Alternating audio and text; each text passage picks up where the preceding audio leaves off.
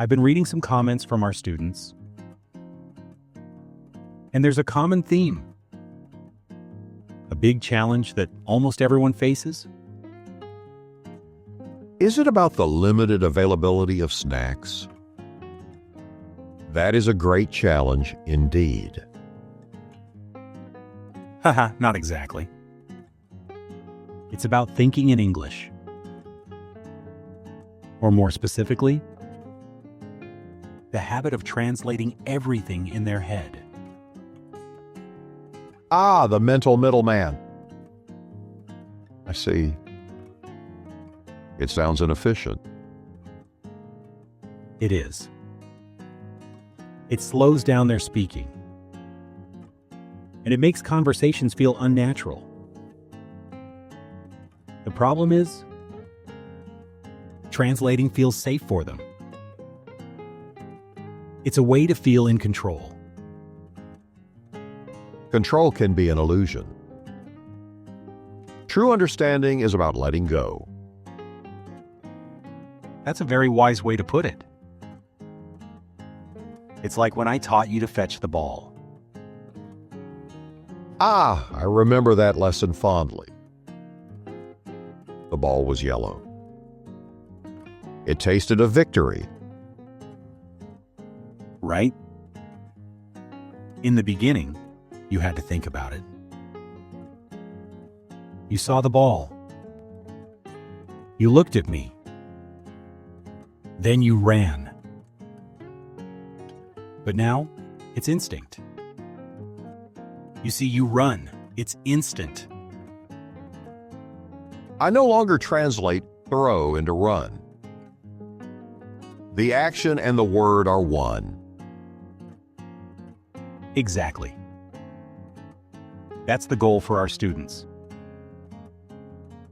To make English an instinct, not a translation. And the first step to do that is something called immersion. Immersion?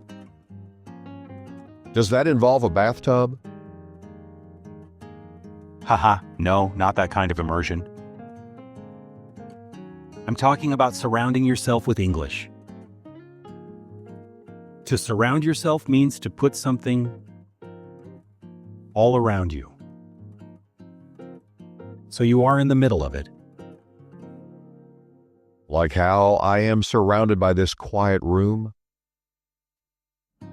Precisely. So in this case, it means watching movies in English, listening to music or podcasts in English, even reading books. So you create an English bubble. That's a perfect way to describe it. An English bubble. The more you expose yourself to the language,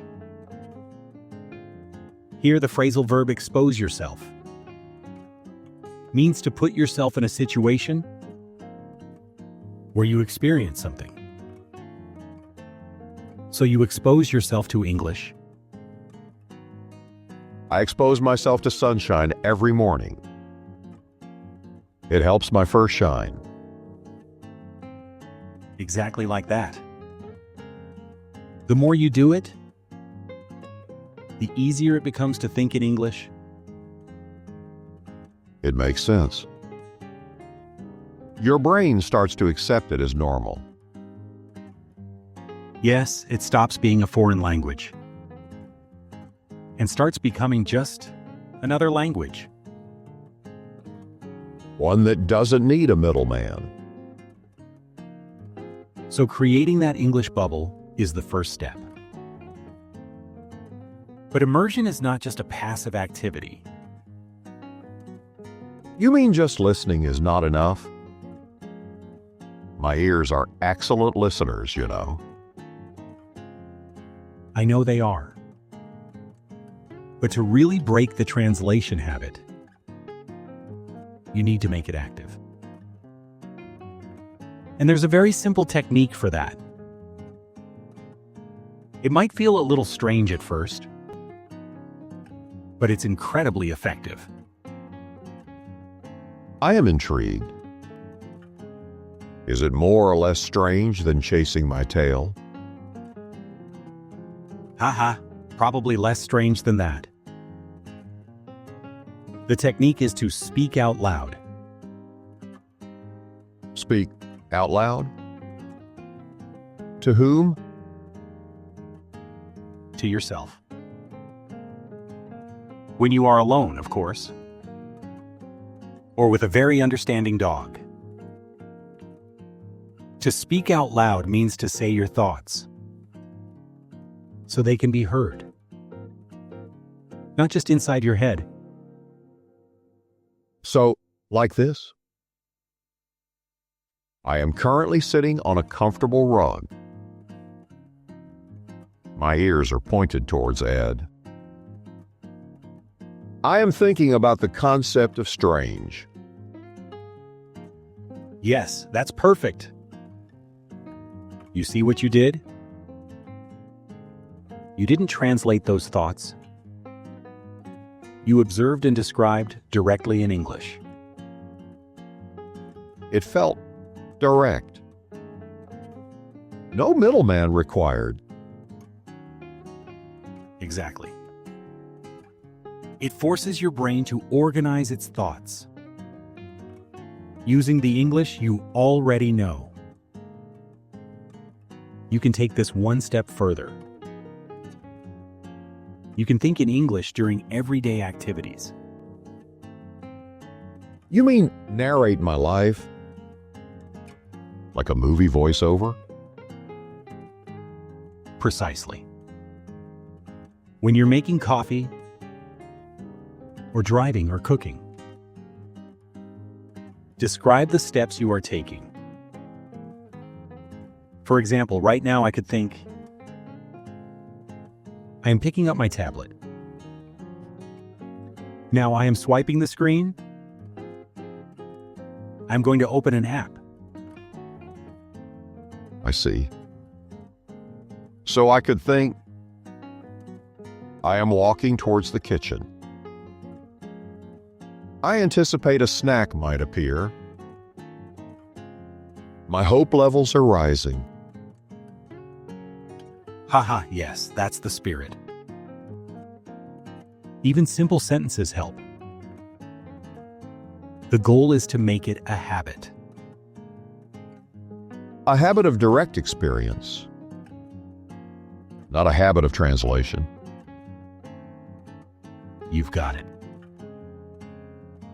Each time you do this, you are building a stronger connection between the world and English in your mind. So we replace the translator with an observer.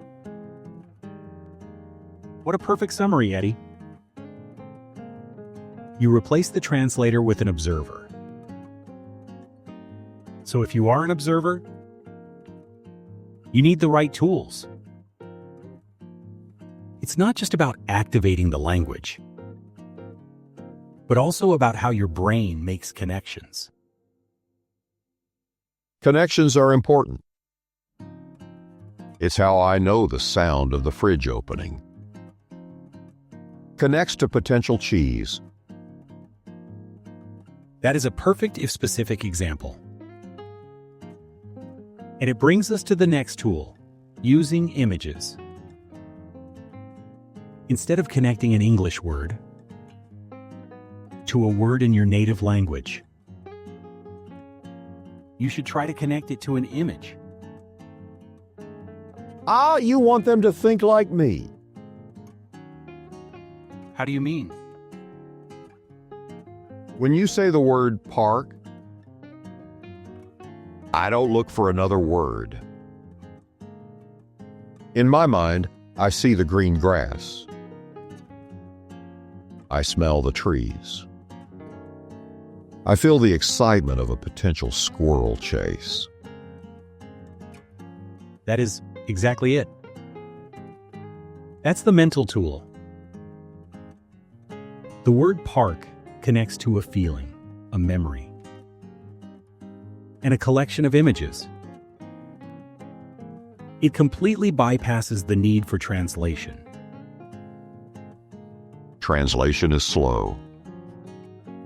A squirrel chase is fast. There is no time for a middleman. Haha, there really isn't. And this leads to another important point. We need to avoid using translation apps too much. But you said they can be helpful sometimes. They can, but relying on them is the problem. When you rely on something, it means you depend on it. You need it to function. I rely on you for dinner. That is a healthy dependence. True, but with language, relying on a translator is like using a crutch when you can walk. It stops your brain from getting stronger. So, what should a student do when they don't know a word? That's a great question. They should challenge themselves. Try to describe the word using other words. Find an alternative way to express the idea. You mean find another path around the rock. Exactly. It's an active way of solving the problem. It makes your brain work and learn. Also, you can use context clues. Clues? Like a detective? Yes, exactly. Look at the other words in the sentence. Try to guess the meaning from the situation. I do that with your tone of voice. The words say, good boy. But the context says, we are going to the vet. Okay, sometimes that happens. But you understand the overall message. And that's the key. Focus on the whole picture, not just one confusing spot. So we have immersion, active practice, and mental tools. But none of it works without the most important part. A well-deserved nap? Close. It's patience and persistence.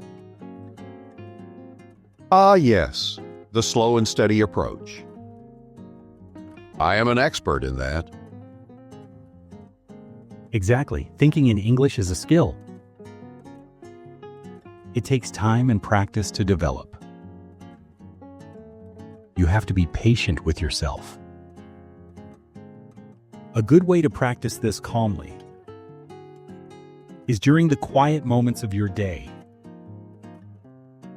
When there is no pressure and no squirrels to distract you. Right when you're relaxed.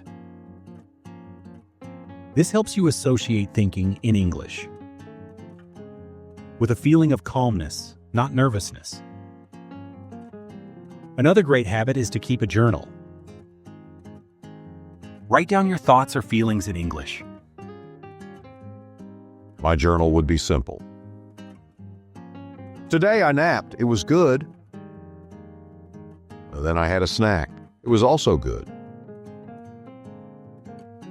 Even that is perfect practice. It forces you to organize your ideas. Okay, to help everyone remember, let's do a quick final review. This is our tips section. Tip 1. Surround yourself with English. Tip 2. Speak out loud to yourself. Tip 3. Use images, not translations. And finally, be patient and persistent. Those are solid tips. Now for the last part. Our common mistakes section. Eddy, from your wise point of view, what are the biggest mistakes learners make? First, they try to be perfect. Progress is messy, perfection is a myth. Second, they forget to be patient. A language is like a garden. It needs time to grow.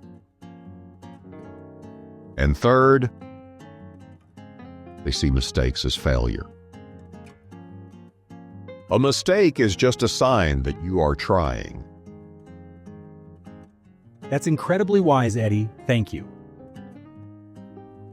So to everyone watching, don't give up. Practice these tips.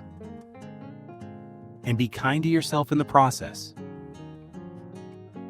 Yes, and have a snack. Learning is hard work.